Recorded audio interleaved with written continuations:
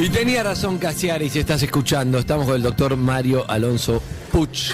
Bien. Para mí era Puig, pero Puig. Estuvo bien Cassiari.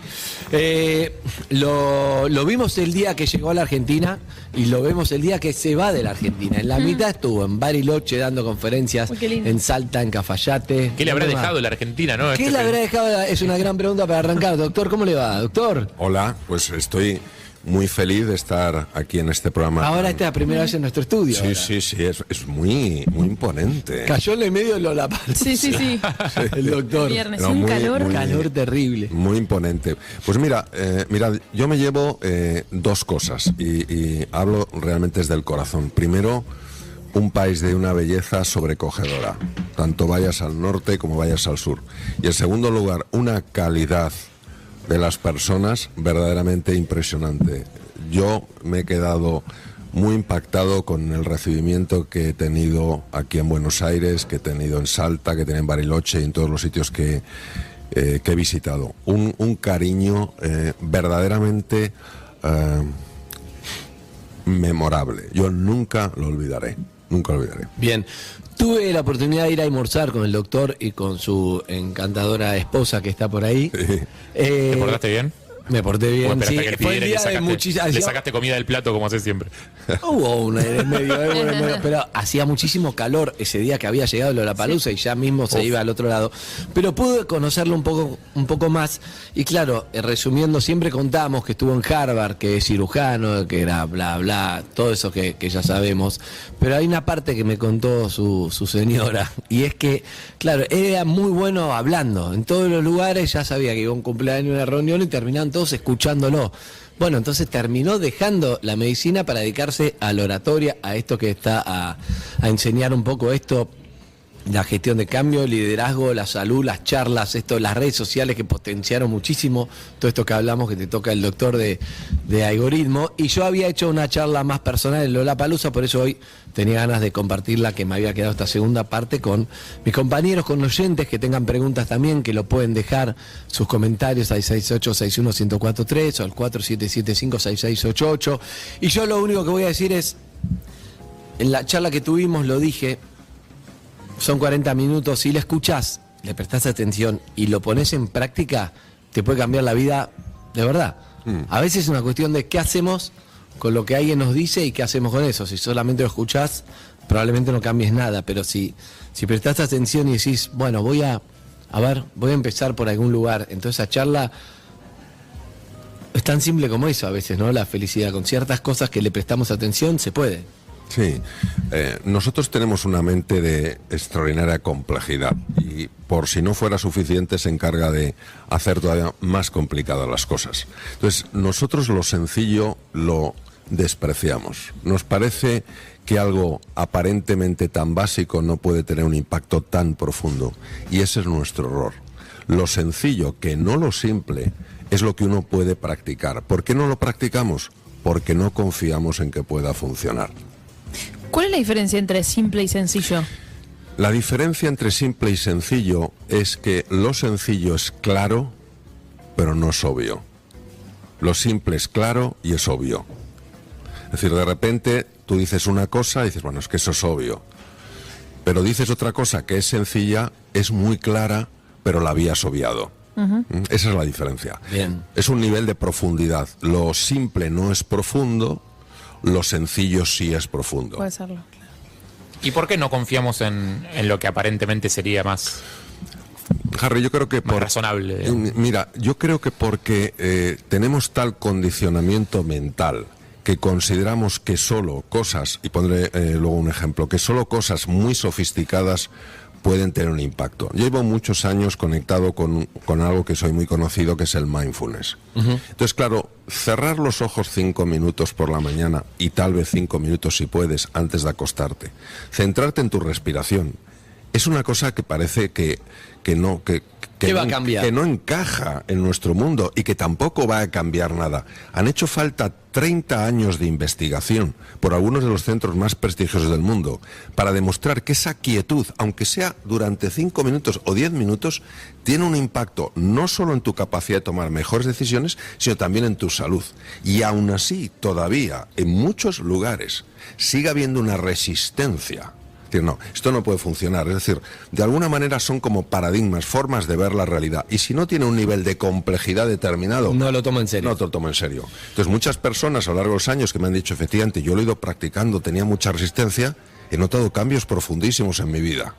Entonces, claro, ya no lo puedes negar porque ya es una evidencia. Me gusta algo que te puede servir a vos que estás escuchando y a ustedes también, que es personalizar tu pregunta para el doctor. Que no es un psicólogo, es un cirujano, pero que sabe mucho de, por ahí es, vamos a ver, voy a probar, me voy a poner de ejemplo en algo para que cada uno vaya pensando la suya, ¿no? Pero doctor,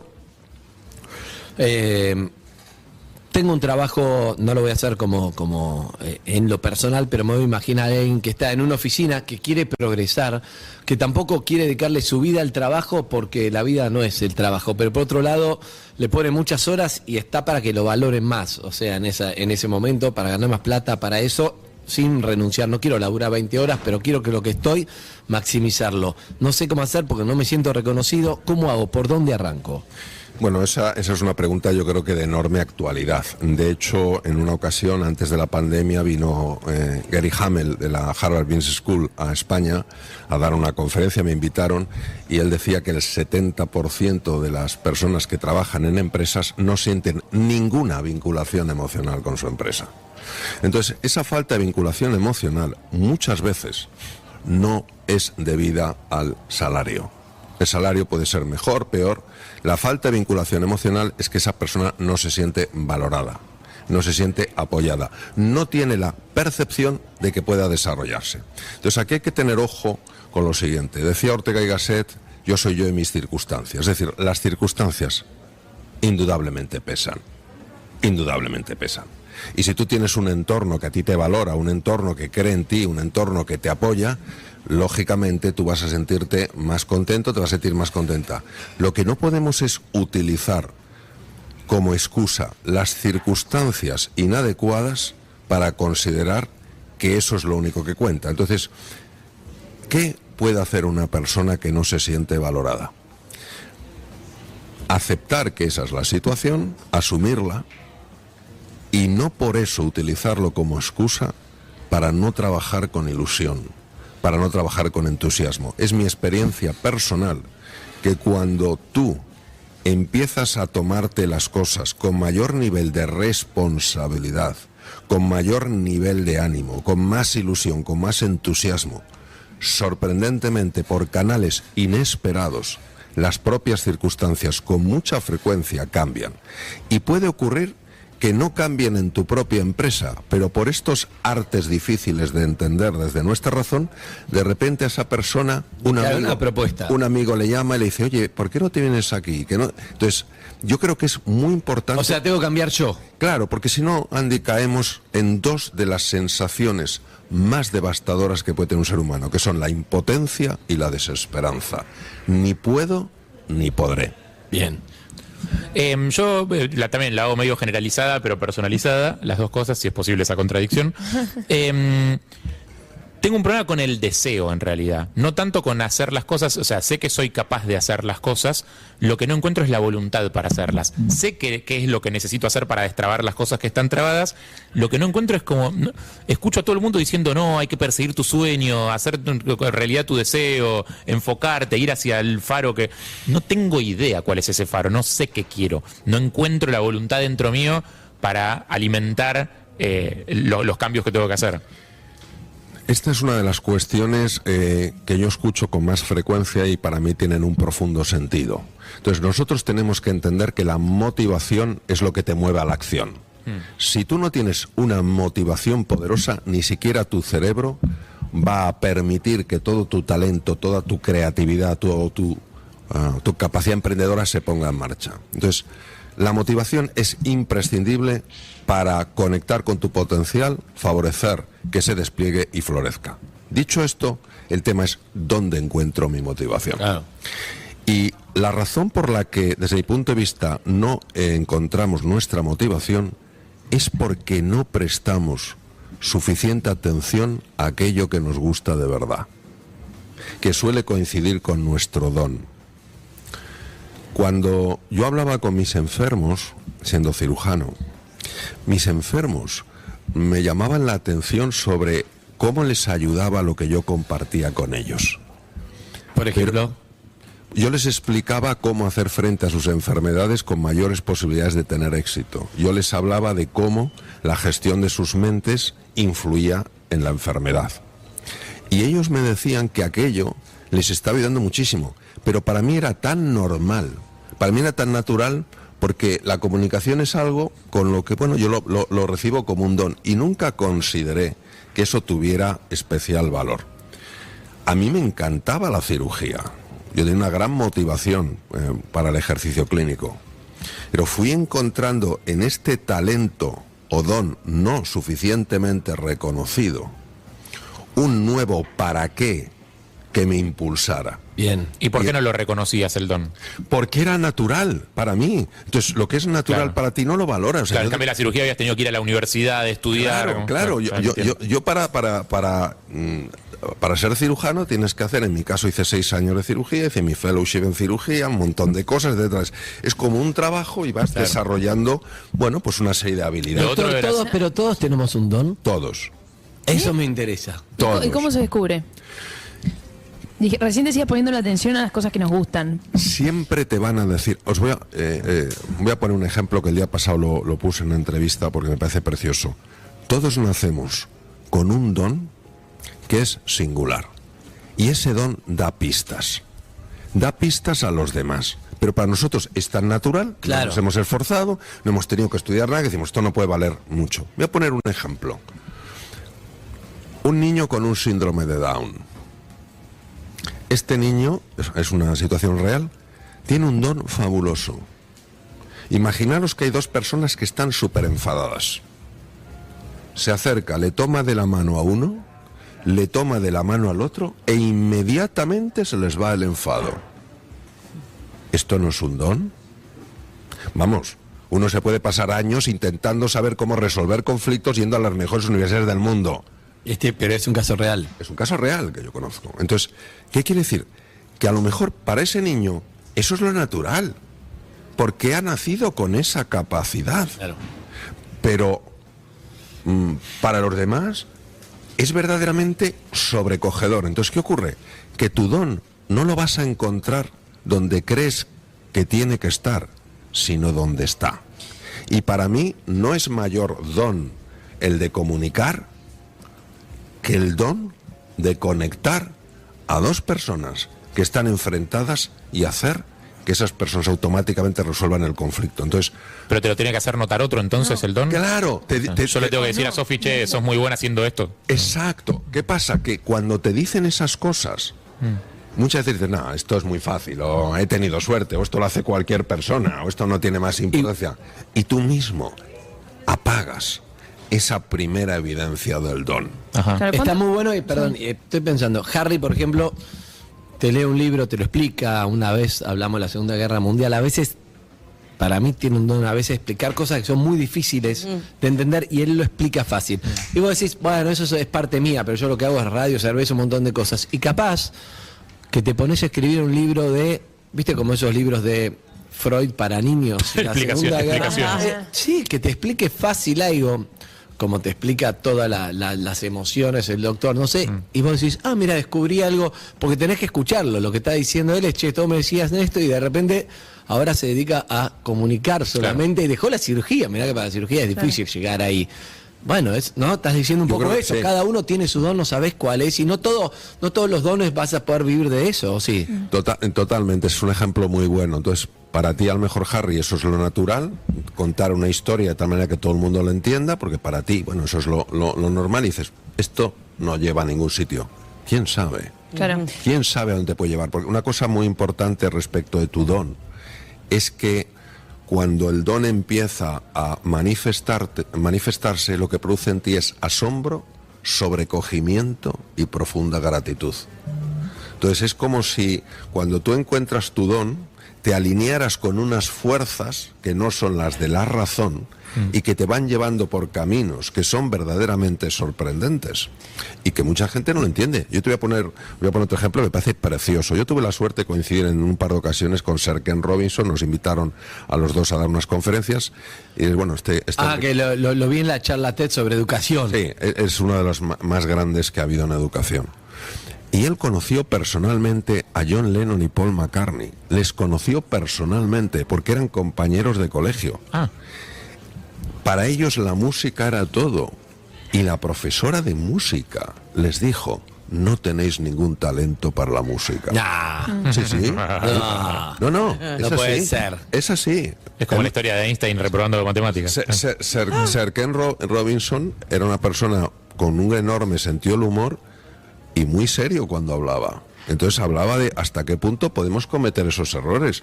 Entonces ellos tenían un don natural. ¿Qué pasa? Que ese don empezó a tomar su dimensión, pero no necesariamente era ni siquiera comprendido por ese don, por el entorno. Entonces por eso hay que prestar atención. Y hay que trabajarlo también. Claro. Igual hay personalidades también, porque hay un montón de gente que vos le decís no tenés ningún talento para la música y dice, uy, es verdad, no tengo ningún talento para la música, me digo otra cosa. Hay gente que es rebelde y que necesita ese componente de rebeldía para decir, no tengo ningún talento para la música. Claro, ¿cuánto tiene que ver la confianza en uno mismo para cuando hay algo que florece, apoyarlo y no auto boicotearse? Es absolutamente esencial. Hay muchas personas que han hecho de pisotear ilusiones su profesión. Y hay que tener mucho cuidado también con quién compartes ciertas cosas, porque... Ahí viene algo clave. Hay gente que te va a tirar abajo y te va a decir, boludo, hacelo, está buenísimo. Pero por favor, y en línea lo que dices tú, ahí es donde la confianza es clave. ¿Por qué tienes confianza? ¿Porque racionalmente tiene sentido? No, porque tú notas en tu interior que ese es el camino. Escuchas... ¿Intuición? Claro, escuchas esa intuición que te dice que cuando estás haciendo eso, eres especialmente feliz. Yo ahora soy muy feliz, por ejemplo. Entonces, estás haciendo lo que te gusta, estás haciendo lo que te llena.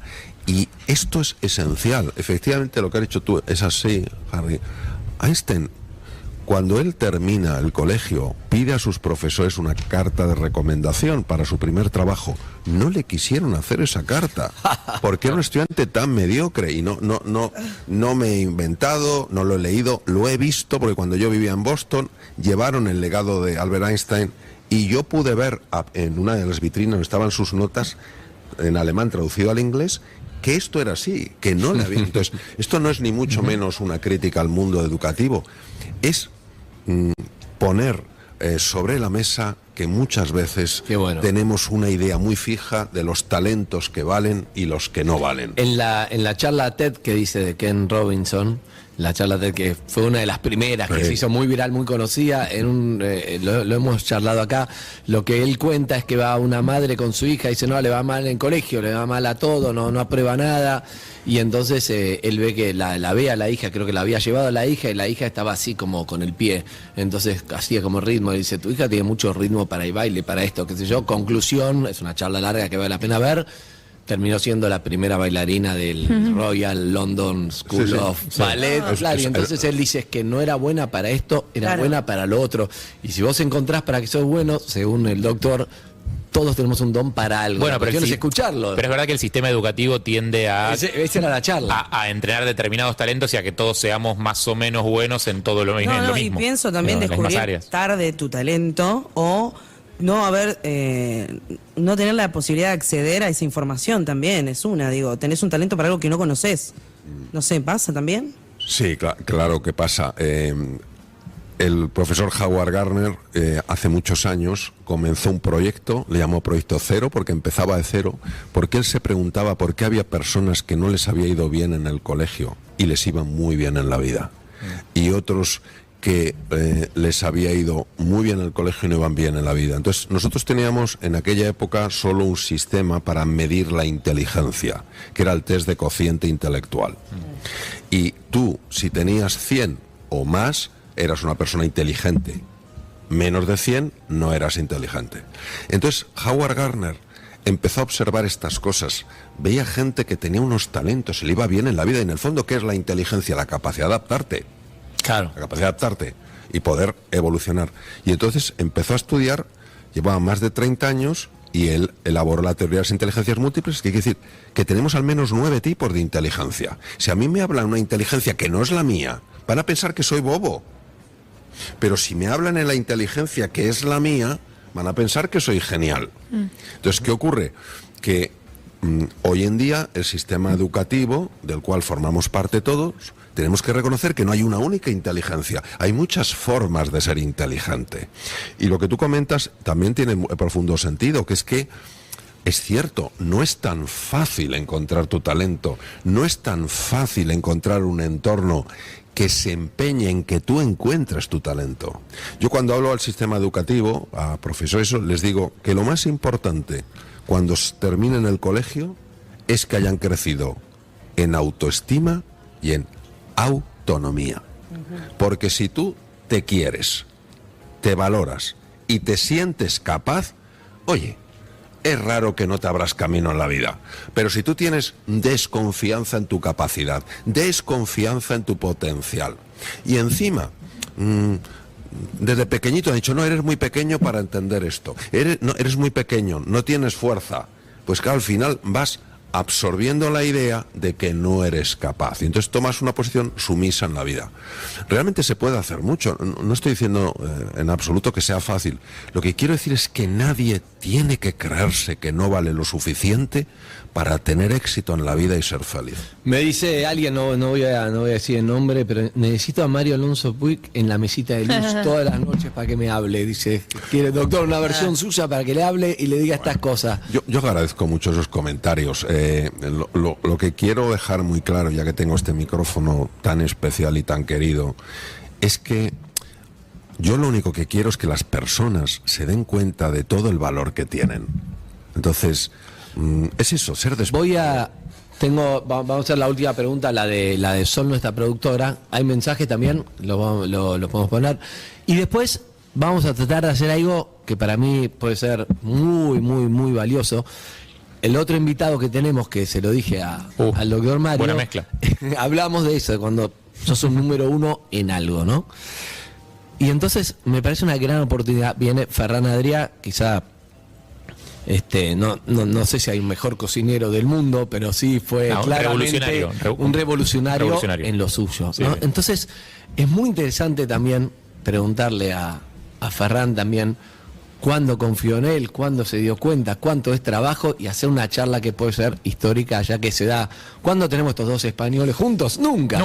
Hoy. Así que lo vamos a hacer, pero antes de eso, que vamos a reordenar la mesa para poder incluirlo, Sol tiene una pregunta para el doctor. A ver. Sí, estaba escuchando muy atentamente, siempre se aprende escuchándolo al doctor, y pensaba que ¿qué pasa con aquellas personas que por ahí no tienen esa capacidad de expresar o de poder chequear con su entorno cuál es su talento, en qué se desenvuelven bien, y que se construyen un mundo como estos engaños mentales, ¿no? Entonces le quería preguntar si hay alguna herramienta que nos pueda brindar como para que podamos chequear a lo mejor esto y derribar estos engaños mentales que no son cómodos también a veces. Lo que tú comentas, Sol, es uno de los mayores desafíos que tenemos las personas, el no autoengañarnos, porque el autoengaño, al ser algo inconsciente, no te das cuenta de que te lo estás haciendo. Entonces, te fías más del mundo mental que del mundo real. Ese es el problema. Entonces, yo lo que diría es lo siguiente. Hay que cambiar el chip. Hay que pasar de un modelo de juicio a un modelo de exploración. Los niños, ¿cómo aprenden tan deprisa? Porque exploran, porque no juzgan, exploran.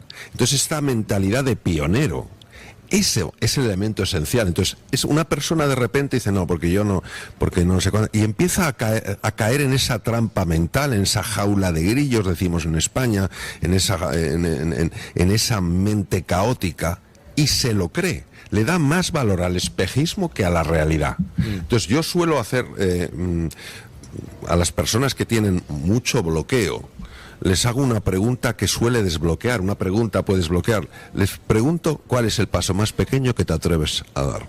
¿Cuál es el Entonces empiezan a explorar y es la realidad la que les informa. Bien, me gusta el paso más pequeño, es como arrancar con algo. Para el cambio. No puedo cambiar. Arranca con algo. Con algo. Sí. Algo chiquito. Sí. Y Eso también, está en los libros. Sí, y también me anoté para tenerlo en cuenta, explorar y no juzgar. Explorar y no juzgar. Puede decirte que uno Malísimo, dice... malísimo lo que te notaste. No, Bastante bueno, boluda. eso. Y después me anoté autoestima y autonomía como las dos claves del crecimiento. Tirame todos los mensajes, Zucca, para el doctor. Yo lo voy a buscar después a Fernanda Adrià y voy a hacer una mezcla, ¿eh? Una mezcla, Muy bien. una paella, vamos a ver.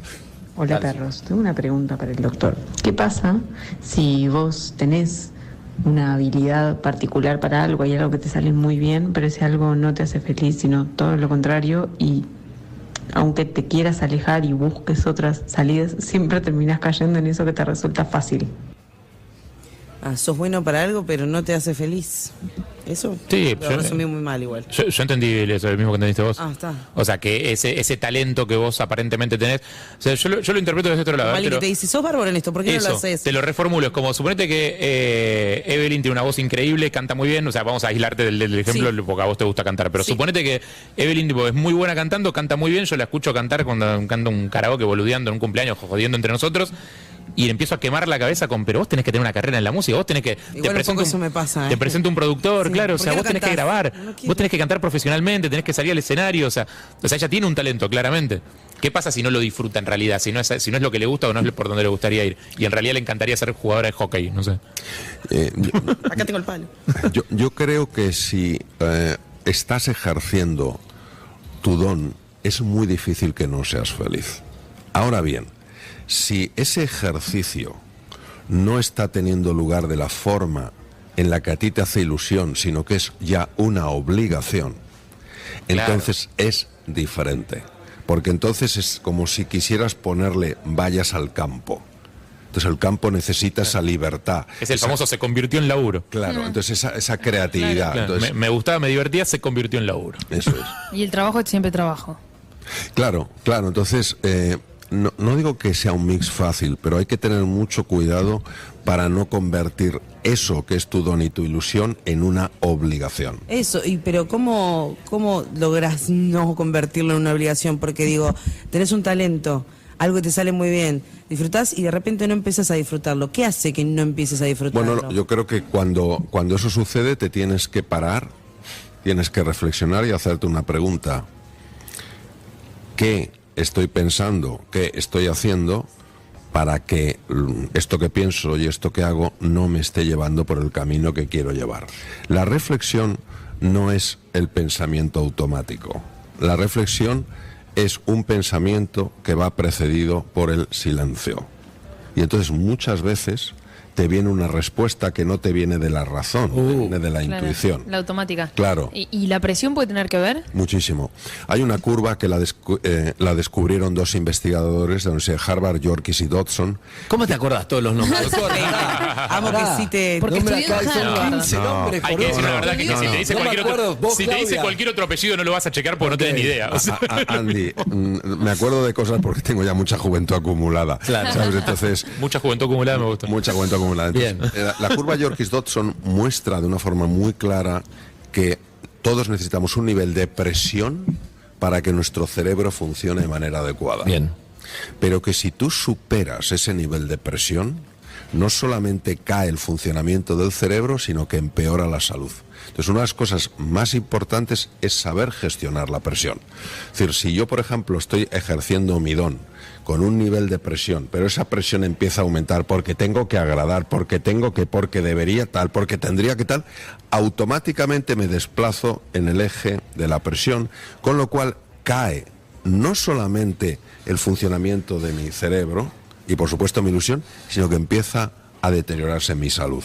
Por eso es tan importante encontrar esa presión en la cual tú tienes lo que se llama el estado de flow, donde realmente tú estás fluyendo.